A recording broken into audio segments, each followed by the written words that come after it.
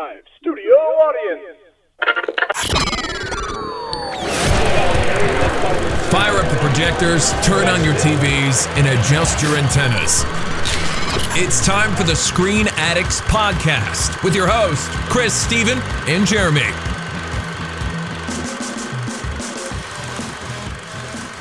Welcome to the Screen Addicts podcast. One of your hosts, Chris, the Rona King Villegas. I am Steven, the Tiger King Sosa. I am Jeremy, and we're still quarantined. yeah, you are. We're all quarantined. Steven, I know Jeremy's in my situation, but how's yours, man? Dude, Floridians do not listen for shit. Oh, neither do Amarillians. I don't think anybody really does, because No. anytime you go out, like I was still working in my office, so I'll go out, and then I'll see just like the traffic. It's still so much heavy traffic, like a regular work day, and I'm thinking, what the hell? What is everybody still doing out here? So yeah, they're not really adhering to anything. I have a feeling the National Guard's probably about to take keen interest into this situation. We had some electrical difficulties in the house, so I had to run to Home Depot for some light switches and stuff. And dude, it was like that store was packed. Mm-hmm. And given everybody was wearing masks and stuff, and they had 6 feet from the cash register marked off and stuff like that. Mm-hmm. But still, I'm like, half of these people in there you could tell were like over 60 years old and stuff, and it's like, damn guys, go home. Yeah. And they keep saying 6 feet. In all honesty, it could be 12 feet and you'll still catch it if it's, like an airborne contagion. So it's like, I guess that's more to calm people down or something. But yeah, it's just crazy. Like I'll be working at Target or something and it's packed. I'm like, what the hell? What are you people doing here? Get the essentials. And like, oh, well, they need like a bathing suit. I'm like, what the hell are you? What the hell do you need a bathing suit for? The beaches are closed. I guess they want to go play in the pool that they purchased there at Target. Well, I guess it's universal that us U.S. citizens don't like to listen to shit. Right. But we have a show to get to, and we will do what we always do. And so on our first segment, like always, fellas, what have we been watching? Maybe this list are longer for me and Jeremy since we've been stuck in the house. So, Jeremy, let's get started, man. What do you got? Well, since I've had nothing but time, I continued Universal's dump of movies they've continued dumping onto On Demand. Let's see here. I watched Bloodshot with Vin Diesel. That's, yeah. I watched The Invisible Man. Because I watched it too, so I kind of need to know what your implies. So, it's not very good. Is it worth my time in quarantine, though? Yeah, Here I was thinking Jeremy was taking, like, critical notes as he's watching every movie. Yeah, it's not very good. Fair enough. I didn't pay full attention to it because it bored me that much. And then after it was finally over, I watched The Invisible Man. Now, that's actually good. Yes. I was impressed with it. Wow. And I was kind of shocked that I was like, why the hell didn't Paul Verhoeven do this with Hollow Man? Oh, yeah.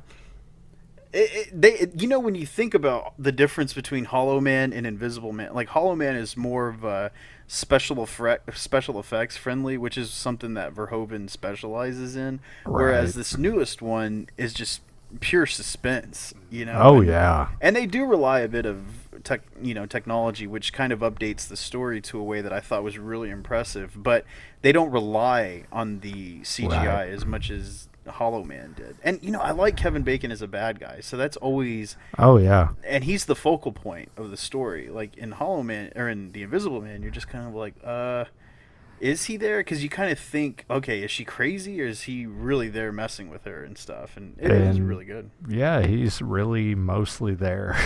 Yeah, it was good. And then as I was flipping around channels, I came across John Carpenter's Assault on Precinct 13. And since I hadn't seen that probably ever, because I don't remember ever watching it, I sat down and watched it, and I wasn't that impressed with it. Mm-hmm.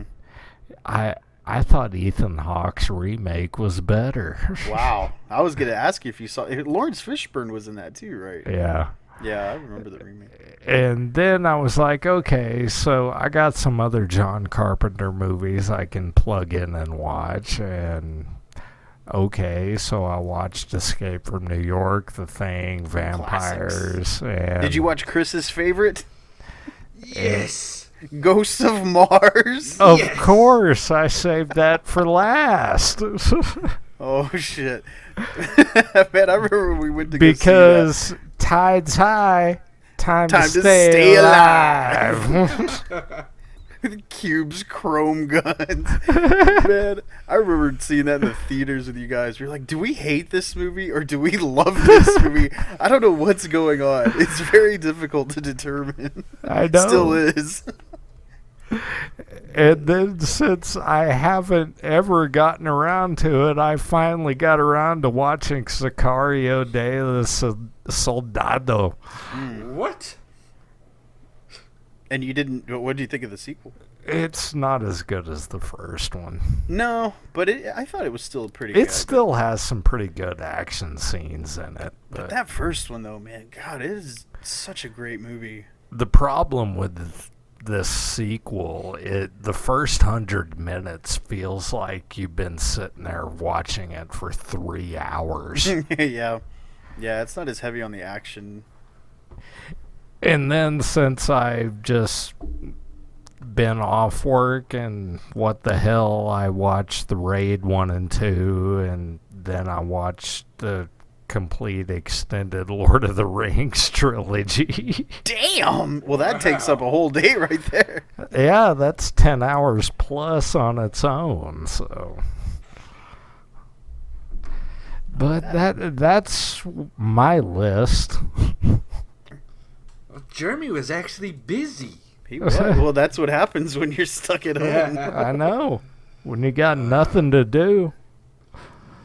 All right. Well, hold on. I took notes. I have to get out my list. Okay, so during my quarantine, the last 2 weeks, I've been going crazy. And that happens. You know, I love my kids and I love my wife, but 24/7 for the last 3 weeks, I'm about to lose my shit. So, anyway, as far as what I've been watching, so, Steven, I know you're going to be mad at me, but I've really gotten into All American. Man, you're not the only one. I've seen people posting about it a lot. I'm thinking, did it get better or something? Maybe I should watch more than 4 episodes. It's still nothing near the Lights or the OC, but it's decent, man. Enough to keep me curious about what's going to go on to the next thing, you know? Okay. So we watched all the season 1, like... I'll say about 6 months ago or something like that. And so we're on like the 5th or 6th episode of season 7, and it's really good. There's a lot of...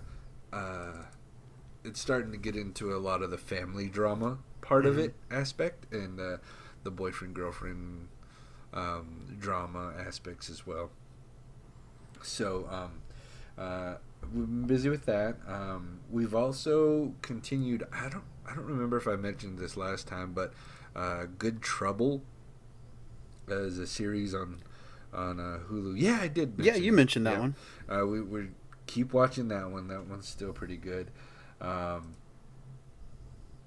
What else? I watched Zoe's Extraordinary Playlist. Man, that's another one that I heard is really good. Oh, dude.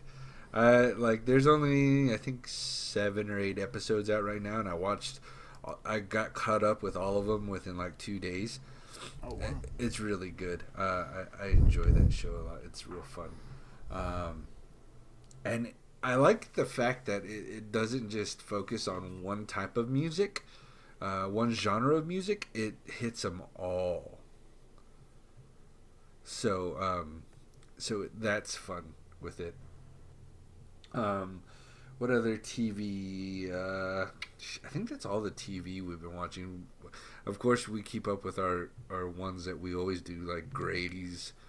And I got sad news that Big Brother may not film this summer. Aw, what Damn, a tragedy. are you okay? Are you gonna be okay? I don't know, man. Like, I'm really upset right now. Well, you've watched it since the beginning, right? For Yes. like 15 years or something? Yes, man. It's really sad. I think you can have a summer without Big Brother. I think can, you'll Jeremy. be all You right. don't tell me I what know, to speak do for in my yourself, life. Oh. Okay, and as far as movies, I actually got Tasha to watch Joker the other night. Ooh. Yay. Oh man, she fell in love with it. This is like one of the first like superhero genre movies, and I'm like, this isn't really superhero, but I'm gonna take it as a win because she's just not into all of that. But the comic book movie, man, she was like, oh my god, this and this, and she wanted to call you, Steven. Like, I think we watched it and finished it like at midnight. I was like, don't call him, because she was all like, I wanted to know what he thought about it, and what about this, and what about this. I was like, leave him alone, it's fine. I would have slammed that damn phone down, disturbing my sleep. I'm like, what the hell does Chris want right now? Man, so that's awesome that she liked it. I mean, it's a great movie. That movie, DC has this really weird way of having some of its films connect with like all audiences. I know like Endgame and Avengers do on a more of a popcorn level, but DC has those movies that get real cerebral with you, like The Dark Knight and Joker. Like, they're just so, just so serious, so ultra realistic. And man, Joker it's such a phenomenal movie, man. And it's so difficult not to be biased, but watching, I'm thinking, I don't have to be biased. It's that good. I know. Yeah. Man, and I wonder what they're going to do. I mean, there was this really horrible rumor going around that Jared Leto was going to be Joker in the Robert Pattinson Batman movie. And no. it was clickbait for sure. I'm like, that is ridiculous. I'm not even going to click on that link because there's no way in hell that would be the case. Didn't you? No, I didn't want it to, I thought it was a virus because I was like, no, I'm not even going to entertain that. Because then I did go search, though, my news to see if there was anything else mentioning him taking that part again. And no, there was nothing. So I was like, I knew it. There's no way that would be the case. No. The best bet was the Flashpoint movie, where he goes into the other Earths and he gets that Joker to come back to a more unified Gotham, but we'll get into that later about the Flash. But yeah, that's awesome that she liked it, man. That's really good. And then after she goes to sleep, I get to watch movies that I really want to watch.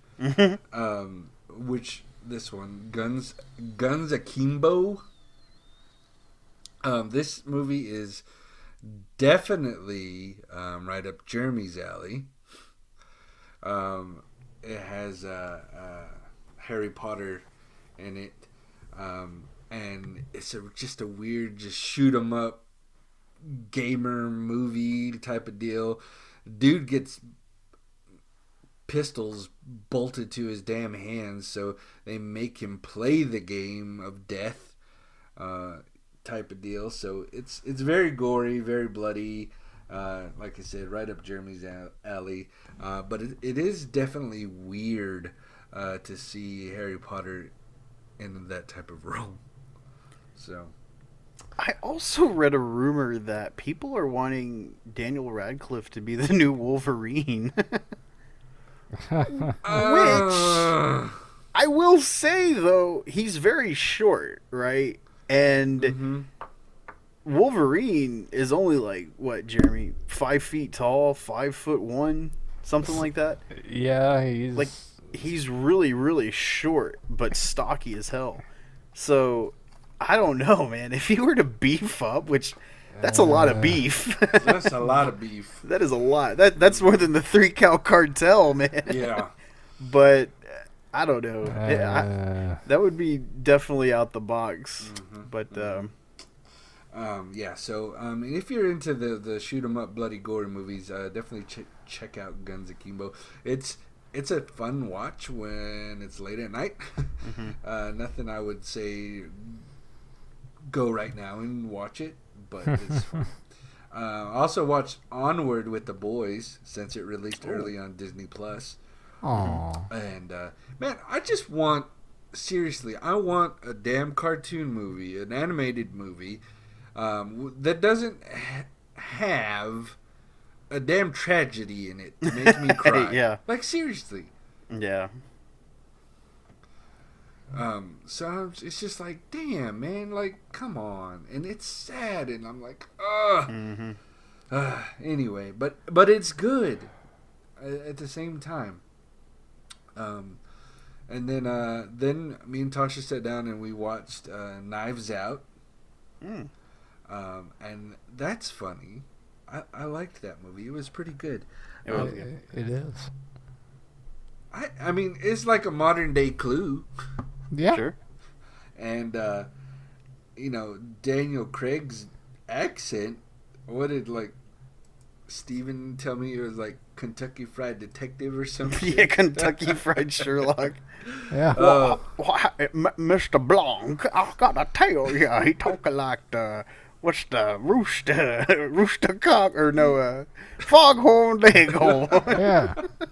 It was a very Kentucky Fried Foghorn accent. Oh man, it was bad. But I thought it was all right. I mean, it didn't. It was funny for It what it was supposed to be. Yeah. It was funny. For what it was supposed to be, it was hilarious, and it's just weird seeing James Bond talk like that.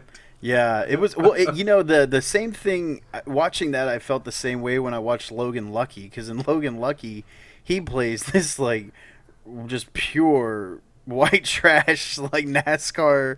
I mean, he's just so God, country and Logan Lucky, and so it's not too far off the gambit, but it's just so funny, hearing someone like that. I mean, he's Bond. He's so suave and sophisticated, Yeah. And then here he is. Well, I'll tell ya. Oh shit. That was good. I like Knives Out, though. I thought it was so good. I like how they reveal the murder, pretty much at the beginning of the movie. Yeah. And then you're like, well, what the hell is this? It had me guessing. It had me thinking, is this really what it is? Because you don't just reveal that shit that early, y'all gonna trick me somewhere. Right. But, man, it was a good watch. I liked it. And the last movie that we kind of watched this last couple weeks was a Netflix movie with Marky Mark, old Spencer Confidential. Mm-hmm. And man, what is it with Mark Wahlberg and wanting to be a truck driver in every fucking movie? Yeah. I mean, it came into play at the end, and I don't want to say spoilers or anything, but it's like, damn, man, find a different hobby. Yeah, I like Spencer Confidential. I thought it was pretty good. Oh, I could liked see it that too. as a film series if they wanted to make more. Oh, and they left it open for me. Yeah, it was very much So- so this is what it's going to be now. Mm-hmm. So it was a good movie. Definitely, if you're in quarantine, you need something to watch on Netflix. I would suggest it. After you're done watching All American, go ahead and switch over to Spencer Confidential. Right. So, God, I'm going to have to watch that stupid show now. you are, man. You get hooked. Okay. But that's a wrap for me. Look, my list was even long this time. Not bad, fellas. I'm impressed. We're trying to get on your level, Steven. Yeah. I of course didn't write down everything that I watched, but I was kind of dipping back into some older stuff, like for no real particular reason. Like I watched the Expendables trilogy again. I felt like watching the first one. I was like, damn it, now I can't not watch the second one, and then now I can't round out the trilogy, so I ended up watching all three of them. I bought the Spider-Man trilogy on Blu-ray because I had yet to purchase any of them except for Homecoming, because I'm not like the biggest Spider-Man fan, but I ended up getting the Spider-Man trilogy with Tobey on Blu-ray, and then I got the Garfield Spider-Mans on Blu-ray because they were like dirt cheap on eBay and they were in pretty good condition. So yeah, I watched those. Same thing, 1 and 2. 1's great, 2's one of the best, 3's a joke. Amazing 1 is a copy, and Amazing 2 is even more of a copy. I still feel the same. Watched oh god, and I was listening to a podcast where they were reviewing Ghost Rider, so I was like, damn, now I gotta watch Ghost Rider. And the Ghost Rider, the old show? No, Ghost Rider with Nick Cage. No, Ghost Rider, the old show. I like. Are you talking about better. Space Ghost? No, I'm talking about Ghost Rider. Remember the person that would write in a notebook so the kids could find out what happened? Oh shit! Do you remember that? No, right, with a W. R. Yes. With an R. Ghost Rider. Writer. I got you. I'll cut that out.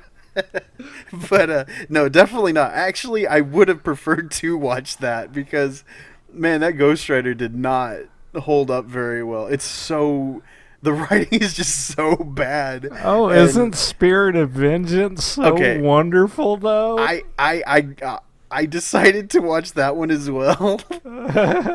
Dude, it is horrible. It was bad 8 years ago, and it's still bad today. It's even worse. And I was like, God, no wonder they just, no pun intended, buried this character, because it was awful. I mean, you saw him again in Agents of S.H.I.E.L.D. for like an arc of episodes, which were better, but man, these movies were just so bad. And they were also, of course, made outside of the Marvel canon. They were like with, that was Sony as well, doing Ghost Rider, and it was bad.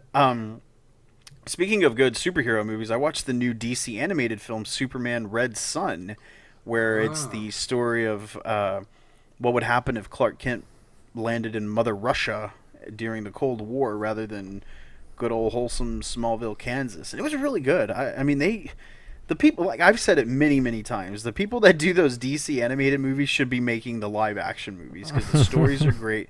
They pull right from the comics, and they're companion pieces basically to the comic books at which they're inspired by, and they look great. The story's great. The voice acting more or less is really on point. And Superman Red Son, Reign of the Supermen is probably one of my favorite ones that I've seen in a while. But Red Son was pretty good. If you like those, I recommend. And of course, I saw Bloodshot, much like yourself, Jeremy. And seeing Vin Diesel as a superhero just doesn't seem like all that impressive of a feat, considering all the shit he does in Fast and the Furious movies. He's basically a superhero in those movies at this point.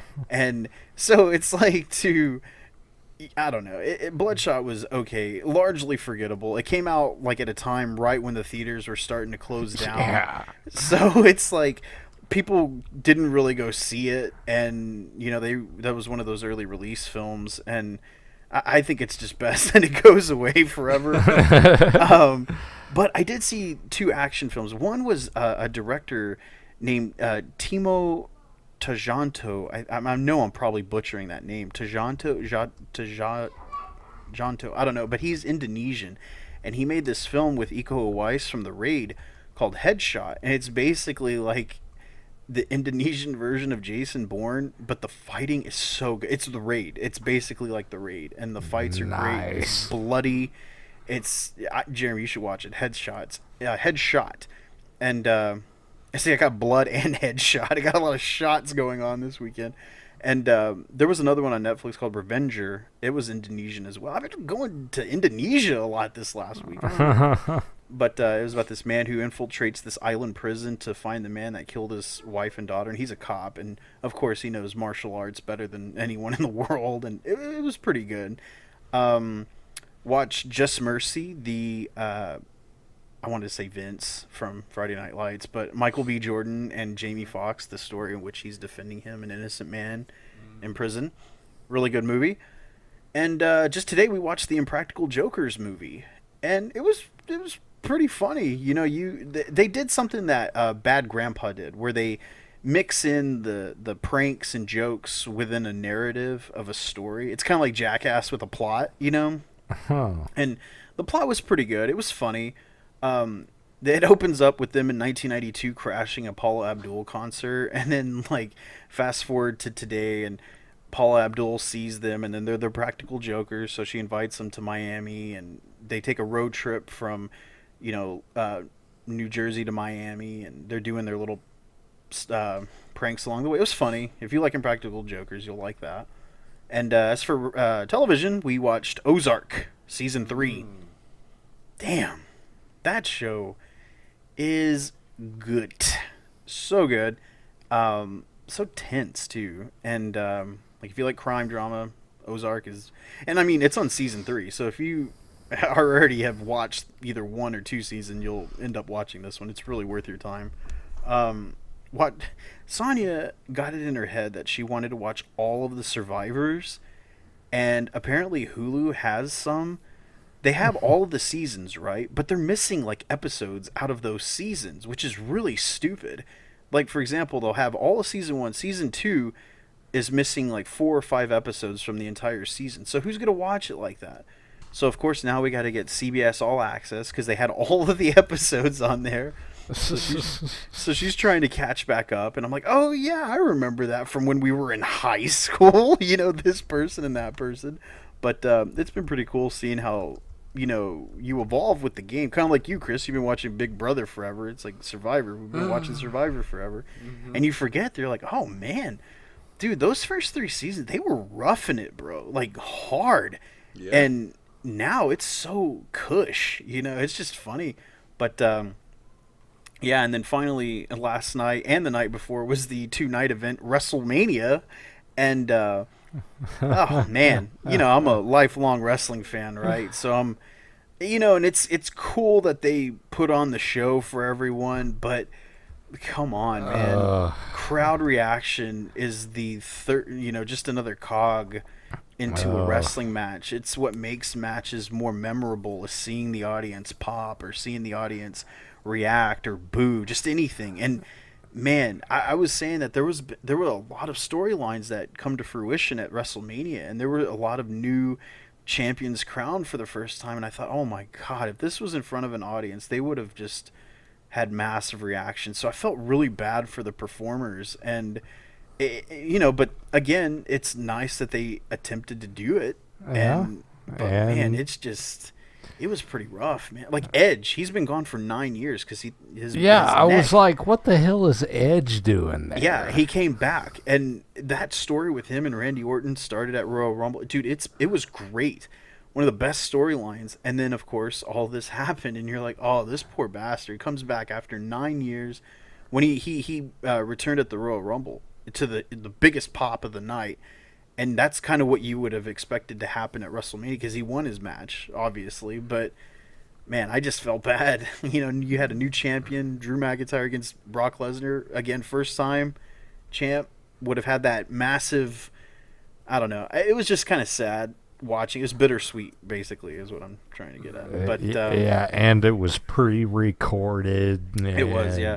And they tried to do some things where they recorded some matches like cinematically on location outside of a wrestling ring, which I thought was pretty cool. Like some of them worked. Some of them worked really well, and I couldn't get upset because I was at least getting WrestleMania or something to the like, But other than that, man, that's pretty much it. That's all I have for this week, anyway.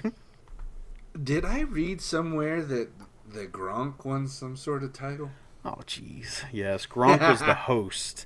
He was the host of WrestleMania because he's just Because he's a Gronk. He's Gronk. Okay. And yeah, there's this title called the 24/7 title. It's basically like what the hardcore title was back in the Attitude Era, where it could be defended anywhere, anytime, just it's a 24/7 title, basically is what they call it now. And one of the guys, his friend that's been a wrestler, Mojo Rawley, went to school with him. They were college roommates, right? So they're buddying up on WWE, and Mojo is the champion, and so Gronk tricked him, and he became the new champion. It was just so stupid. It sounds a bit as dumb as I'm talking about it, but yeah. So he's the current 24/7 champion, Rob Gronkowski. Wow. Yes. I don't know, because they announced him as being under contract with the WWE, so I don't know if he was just trying to do the hosting gig or if this is his way of like integrating into the business altogether, because I've heard that he's going to become a full-time wrestler and they're going to slowly integrate him into the system that way. Why not? He has nothing else to do. Right, and he's a big personality. He's a massive dude. If they could just teach him not to kill anyone, I think he could actually be a big star in that business. Ronda Rousey was, for the year she was there, she was huge, moving merchandise like crazy for them, and yeah. But yeah, that is a fact. But yeah, and I mean, I guess Gronk was probably the biggest headline as far as WrestleMania goes, but there's been a couple other headlines. Actually, there really hasn't been, without movies being released, or you have a lot of companies out there talking about, well, when should we start releasing our movies? And like that kind of brings us to the first headline. That's Sony. And you brought this up, Jeremy, right? What were you saying about Sony not releasing their films? They pushed every single movie they were going to release this year to next year. Oh my gosh. Yeah. And that's going to happen, because when you're not, you need to release a big tentpole movie at a certain time period. So if there's a fear that it's not going to hit, like say for example, you have a big movie, a summer movie, and if it's in jeopardy of not being released in the summer, they don't want to release it in September. So yeah, they'll just push it off to next year. Another one in the can. Yeah. They'll take their insurance money and just move forward. And that's like what Wonder Woman, they were saying that, weren't you saying that, Chris, that you saw an article where there was a potential for them to release it digitally, right? Yeah, like straight to VOD or something right. like that. But now that since then, I've also seen reports that they're just gonna push it back as well. Either they're gonna push it back, or it's just they're gonna release it as normal to theaters if the theaters are open. Which is what I would prefer, because that's a big screen movie. Yeah, man. that's like as much as I love to watch movies at the house, man. Movies like that, like I have to go to the theater and watch. Like you can't compare unless you're a multimillionaire with your own theater in your damn basement, Yeah. Yeah, I absolutely agree. I mean, some movies are better set that way. And, I mean, yeah, it's like you said, if you have to watch it, if you have to resort to that, fine. But if there's a way to keep it intact, which, these theaters, man, they're just like, oh my God, that's the end of us. We're doomed. But at least there's... with like Disney Plus releasing their movies early on Disney Plus, and it, like, oh dude, I'd hate to be a theater owner right now. Like shit, what can you do to get these people back? Pretty stressful stuff, man. And well, we had another loss of life in the celebrity wing of things. We lost Honor Blackman today, and she is well known as playing Pussy Galore in Goldmember. Gold. Oh, damn it, I knew that. Goldfinger, not to be confused with Austin Powers. Goldmember. Man, Jeremy, you were right on cue, my friend. I truly respect that. Finger, the Sean Connery, James Bond. James Bond, yes. Honor Blackman is, and Pussy Galore is obviously like one of the most popular Bond girl characters. I mean, I think it was her character that kind of established that that moniker of Bond girl, because from there on out, you had all these girls, these women with these crazy, very pun intended names from that point on, and it started with that one. And of course, Goldfinger is widely recognized as one of the best Bond movies of all time, so that kind of goes inside with that. But yeah, Honor Blackman, we just lost her as of today at 91 years old. Man, that's something. And speaking of something that might be dying very soon, that would be Ezra Miller as the Flash. Done. And Done.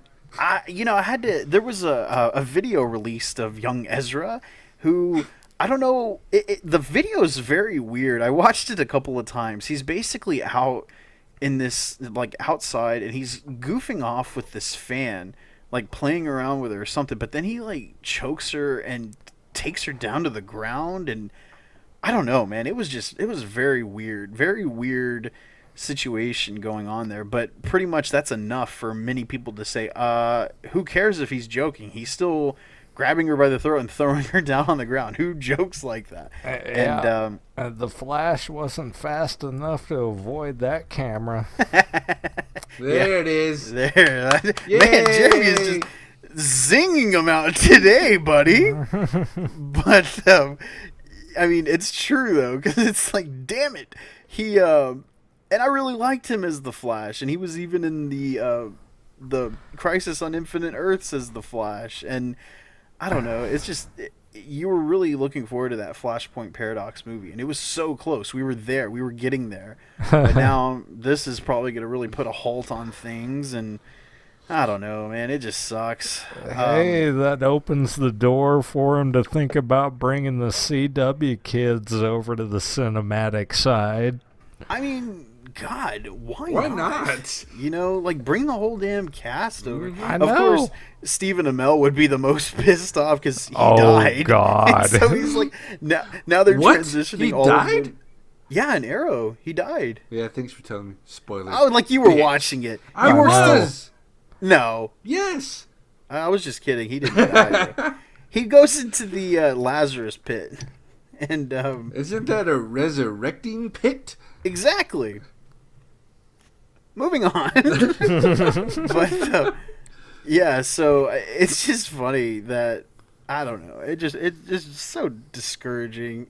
But then again, if Amber Heard could beat the shit out of Johnny Depp and lie about it, then maybe there's still a chance. Because as far as I'm concerned, she's still Queen Mara in Aquaman. I don't think they ever recasted her. So I don't know. But all these crazy incidents could be very much documented in a docuseries of sorts, because there was one particular series that I also watched this last week that the whole world that the entire world, and that kind of leads into the last headline, that the #1 streaming docuseries of all time, they released.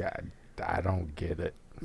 Yeah, that's maybe good that you don't, but of all time, Tiger King on Netflix has become the highest or the most streamed docuseries in history.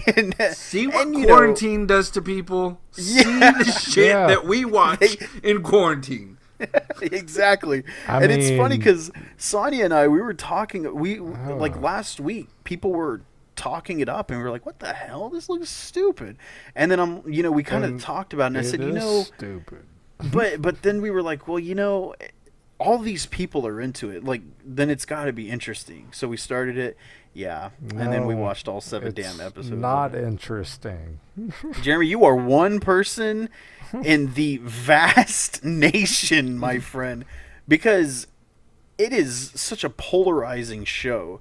It's train wreck TV. But yet it's so entertaining. It provides hillbilly. You just want to go punch him right in the nutsack. And he might like that, actually. He probably would. That's the Joe Exotic special. So Chris, you watch Tiger King, right? Unfortunately, yes. Okay, so it was, it was one of those things where we're like, all right, we'll watch one. We're like, this is crazy. It can't get any crazier than this. By episode 7, we're like, they have topped themselves 7 damn times. Dude, like every episode is like, okay, this shit's about to end because it can't get any like stupider. And oh no, you look, shit, there's still 3 more episodes of crazy shit to go through. And it just makes you think, like, golly, I don't know, man. It's so insane. And then the meme storm that this thing generated, God, they are everywhere. And I have most of them. Because, damn it, the memes are just as entertaining as the show. My own mom is even watching the Tiger King. Oh my God. She's like, Mio, I was telling her about Tiger. She's like, people at work were telling me about this Tiger King. Should I watch it? And I'm like, yeah, go ahead. Sure, go for it.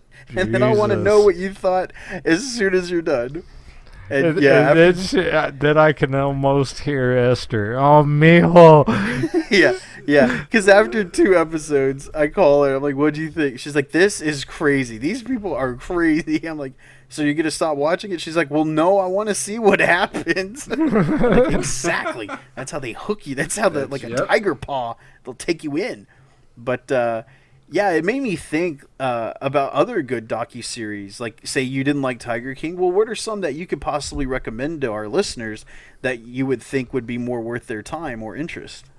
Mm-hmm. Jeremy, I mean, you can go first if you want. And yeah, Jeremy's the one that always if we've learned anything about Jeremy's taste, is that Jeremy has to really want to watch some shit, or it has to have Nick Cage in it. Yeah, you're talking. Yeah, I like how you use the term "stupid" multiple times, but yeah, you've watched every damn Nick Cage movie ever made. You damn right. Oh shit! This man is an enigma, ladies and gentlemen. Yes, he is. Keep the listeners on their toes, Jeremy. Way to go. That's why you're the most popular guy on the Screen Addict show. Absolutely, man. As far as docuseries goes, I don't have many I would say I love. The one about the Friar Fest, though, is quite entertaining. Oh, my God. Yes, that is a great... Because there were 2 of them. Yeah. Because that was such a polarizing issue that not only Netflix had to make a series of it, but Hulu did as well. I know. And... Man, it's just crazy each and I time, watched them both, and they're both insane. Yeah, it's like I couldn't get enough of one that I was like, okay, I'll go to the other one. And it's crazy on how different they are, though. Oh, yes, yeah. Very much. Well, because one, I can't remember if it was the Hulu one, but they actually got the guy that started it. That's the Hulu one. Yeah. Okay, so the Hulu one had the creator of Firefest, which Netflix didn't. And that's kind of like the real component that makes it so polarizing. And that's probably what they were like, damn it, they got us up on that one. But he was probably like, oh, you're doing one? Well, I'll go to whoever makes, who offers me the most money for my interview. And I guess Hulu won that bid. Because that guy was such an asshole that he would definitely go with whoever paid the most. Of course. But yeah, the Firefest, God, what a disaster that was. Yeah, that's a good one. Ja Rule was all in on it. Oh God. See, baby. He needed Ashanti to tell him that was a bad idea. But yeah, that's a great one. Both of those. Hey, Jeremy, I was going to ask you, did you see that Don't Fuck with Cats Hunting for an Internet Killer? Have you heard of that series by any chance? No. Okay, and ladies and gentlemen, this might surprise you, but Jeremy is a cat lover. He is the true pussy galore. Yes. but Don't F with the Cats, or it's this 3-part docuseries on Netflix, and basically what it is that there was this video that was being leaked of a young man. It was just called like One Kid, Two Kittens, and basically he takes these 2 baby kittens and he's just murdering them, like stabbing them and torturing them on video. What a dick. You see, there he goes. I knew he would be pissed, but he released it out to social media, and it just blew up. It was a firestorm, obviously, because people were like, people hunt this guy down? that's what the documentary is about. You've got to watch it, dude. Because they were saying, and there was like big tough Guidos in there too that were like, man, I don't know what you're talking about. This son of a bitch is sick. So little bitty kitten. You don't know. No. And so, see, Jerry's getting riled up. I knew I should have talked about it. Yep. But that's all we're going to talk about now. But see, that's what they were saying is like this leads to people doing something worse. When you do something like this to innocent little animals, it leads way to doing something worse. And he eventually does document a video of him stabbing a guy tied up. And Jeremy, you've got to watch it, man. It's Don't Fuck with Cats, Hunting an Internet Killer. And it was a 3-part on Netflix because it's pretty polarizing stuff, man. And I was going to see if you had heard of that or seen that. I'll check that out. Well, be sure you write it down for next time. Oh, I will. See, there was another one, and there were some that started off really strong but fizzled out. Like, you guys remember when Making a Murderer had come out a couple of years ago? Yes. I think I heard about that. Yeah, where it was like the guy in Manitowoc. He was basically on trial and arrested for a murder he didn't commit, or so they said. Allegedly, and man, it was just like all the evidence. It just looked falsified. And they were just trying to get their man. And that seems to be the common, issue with a lot of these things. It's like, even in that Just Mercy movie, it kind of analyzes that notion of, you're like, well, we already got the guy. A jury indicted him. He is guilty, blah, blah, blah. They're like, well, did you look at all the evidence, blah, blah, blah. And essentially that's what Making a Murderer was. But, I don't know. And then there was that Lorena Bobbitt one on Prime. Did either of you guys see that? I never watched that one. No. Maybe something I need to watch. Yeah, and Jordan Peele, he was the producer of that series. So I was like, well, this has got to be pretty interesting. There were a couple more on Netflix that were really polarizing, like the trials of Gabriel Fernandez about the little boy that was tortured. Man, Tasha started that. She could only get through one episode. She goes, I can't do this shit no more. There's some shows that I end up watching Sonya react to it more than the show itself because she's very expressive and she bawls, and I'm like, I don't know why. It's not that I like to see her in pain or anything. I just like to see her emote, I guess. But yeah, she was livid with that Trials of Gabriel Fernandez, and she just couldn't do it. And she kind of took it, I'm sure like Tasha, there was a teacher that would keep reporting his accidents, his bruises, his cuts, and she kept reporting it. Like, she couldn't do anything but report it. And she felt like she got to a point where, well, if I report it again, they're not going to do anything. And he just comes to school with fresh bruises because he got reported. And she felt personally bad that she might have been causing some. It was horrible, man. Yeah, it was bad. And God, you want to just take those sons of bitches, just hit me, mother, anyway. But there was another good one on Netflix. Netflix seems to be running the gambit on a lot of these docuseries. Like Evil Genius, about that really bizarre bank robbery led by this super crazy lady, and that one was really good. Inside the Mind of Aaron Hernandez was really popular. About I haven't the former watched that one. It's pretty good. The man. one I did get into was there was a couple that I really got into, the Ted Bundy tapes. Oh yes, Dude, yes. Not the movie, right? Not the movie. No. This was the docuseries before the movie came out. Oh right, where it's him talking. Yeah, and it's stuff, his. right? It's his interviews in prison. On exact he was.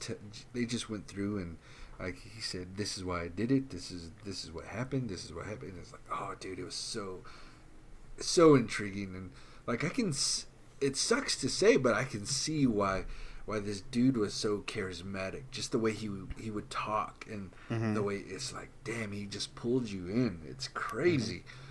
And then the other one that I really liked was the Abducted in Plain Sight. Oh shit. That one, man. I wanted to punch walls. I wanted to punch my TV. Dude. I punched myself for watching it. Oh shit, man. Man, that one was crazy.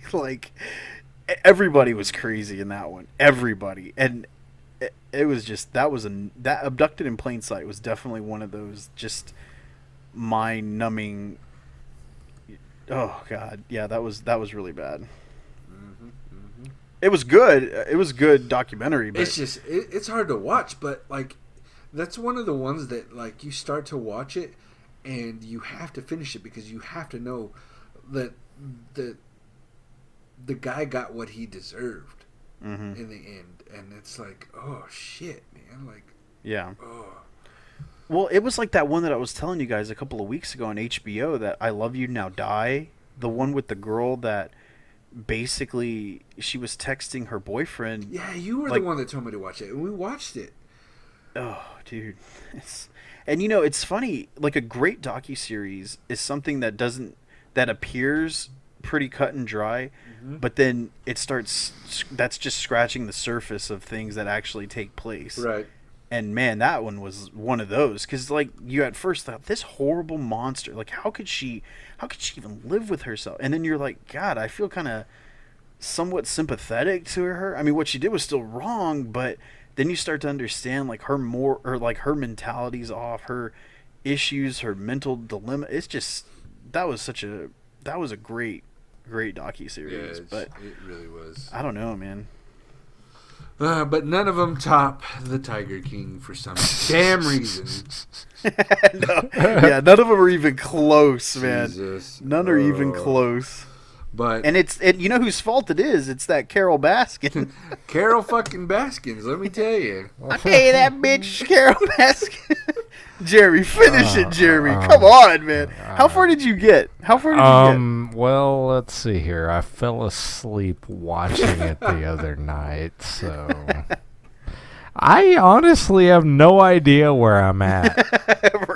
Yeah, he's lost in the black hole of the king. I'll just pick an episode. I may just skip to the very end and watch the last one. Yeah, why not? Yeah. Man, there's isn't there a new one coming out? Well, they said that they were going to release one more episode, because I was thinking to myself, you could have a whole new season of interviewing Joe Exotic in jail. Because that's not really a spoiler per se, because that's what the story is. He was arrested for the movie, or the series starts off with him in jail. Right, and it's just basically like he tried to get Carol Baskin killed, and that's what put him in jail. And you could have a whole new season of him being interviewed in prison like that. Oh my God, it's like a Ted Bundy tapes. Yeah, exactly.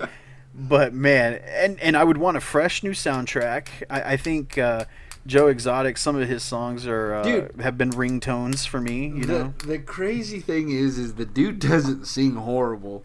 Dude, I know. I said, is that him? He doesn't have a bad voice. No, it's. Am I liking the Tiger King? Oh, this is crazy. Oh man, but there are questions if he actually did sing that shit. Well, if he did, then you know what? I'll buy his damn album right now. Anyways, guys, I think that does us for tonight. Man, always if you have some docuseries that we didn't mention, let us know. And I'll tell you where to let us know here in just a second, guys. Before I close this out, any last comments on tonight's episode? No, I'm good. I was about to say that. Thank you for acknowledging that, because there's always so many things. Man. Like, with podcasts, there are a ton of true crime podcasts, and if you are interested in watching more docuseries, there are a ton of shows on YouTube now that chronicle like true crime stories and docuseries like this, and it's pretty much every topic. Man, I've been watching stuff that First We Feast. Chris, have you seen any of that? The only First We Feast I watch is the Hot Ones. Yeah, Hot Ones, dude. I watched so many of those, and it made me think of you. I've seen a few of those. Hey, yeah, you know what I ordered? Pretty good, man. You know what I ordered last night? What? The bomb hot sauce. Oh shit! I will. Oh my God! I will definitely be videoing. And isn't that 2 million? The 2 million Scoville? Yes. Holy shit! Please film that. I want to see you take that shit. Jeremy, take one with him. No, and see, the bomb isn't even the last one, because the last one is called The Last Dab. That's right. And so, but the bomb is always the turning point. If you watch enough of the Hot Ones episodes, the bomb is always where people start to shit themselves. Like, that's where shit gets serious. That's why it's called the bomb. Yeah. I got you. So, yeah. It's so good. So good. Uh, Anyways. Oh, Chris, we could have a hot wing eat off. Oh, dude, I'm down. Whenever. I'll ref because I can't take hot shit. Whenever, my friend. I got some hot sauce for you. We could do it on Zoom. No, yeah, we could do it on. You know, y'all, you just need to get some damn webcams, and we could do some lives, all three of us. Yeah, we can try that. Yeah. So, anyways, guys, thanks for joining us tonight. We really, really appreciate you. And since you're already here, go ahead and hit that subscribe button wherever you're listening to us on, and then leave us a 5-star review. That just helps us get seen a little bit more in the searches there. And speaking of where you're listening to us from, remember you can listen to us on Apple Podcasts, Google Play, Stitcher, Spotify, and because of our man Steven, we are now on iHeartRadio. So we're pretty much anywhere you can find a podcast, so you don't have an excuse not to listen to us. Please. Sorry, I have to add please. And then after you subscribe to our show, go ahead and follow us on all the social medias. If you look on or search on Facebook, just search for the Screen Addicts Podcast. Instagram as well, search Screen Addicts Podcast. And if you're on the Twitter machine, go ahead and search Screen _Addicts, and Addicts is spelled ADDICS. And then once you do all that, go back to the Facebook and look for our group there, our closed group. It's called the Screen Addicts Fanatics. And this is where we are most active. We post all the up-to-date trailers, all the news, and memes galore. All the movie memes and Tiger King memes you can ever think of have graced this page. So definitely check it out. We'll accept you. And so grateful to all the people in that community and in that group. It's because of y'all that we still love to do this, and we keep going. So I think that does us for the night. So boys, thank you and good night. Adios, amigos. Good evening. Thank you for listening to the Screen Addicts Podcast.